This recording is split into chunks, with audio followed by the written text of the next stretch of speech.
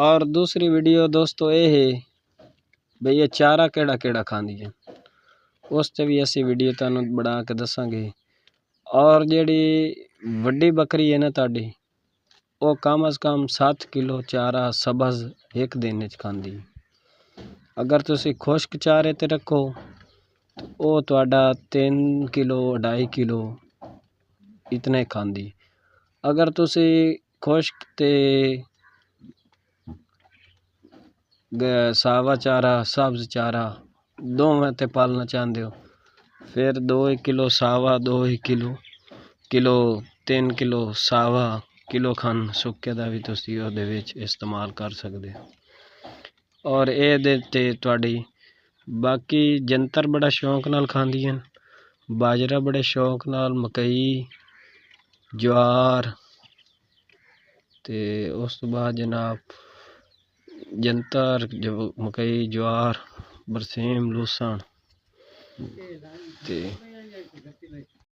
सब तो ज्यादा जेड़ा चारा खांदियां ना वो बरसीम और लूसन दा बड़ा शौक नाल खांदियां ते जंतर दा। सवाक भी बड़ा शौक नाल खांदियां ते कमाद भी बड़ा शौक नाल खांदियां। कमाद होवे टुकिया होया ओहदे विच थोड़ा बहुता बरसण होवे, अगों बरसण आ जांदा है, असी कमान नू टोक के वीडियो तुहानू बना के विखावांगे। वो टोटियां टोटियां जेड़ियां इन्ना बड़े शौक नाल खांदियां ते यानी कि सारा चारा तुसी मिक्स भी गाड़ सकदे हो, अलहदा अलहदा भी गाड़ सकदे हो। जोधर बड़ा शौक दियां खांदियां हैं ते लेकिन चारा इन्हां नू जेड़ा ना वो जेड़ा तुसी पावना है ना वो तकरीबन तुहाडा चारा होवे लवा लवा चारा होवे, ज्यादा कुराड़ा चारा नहीं खानियां।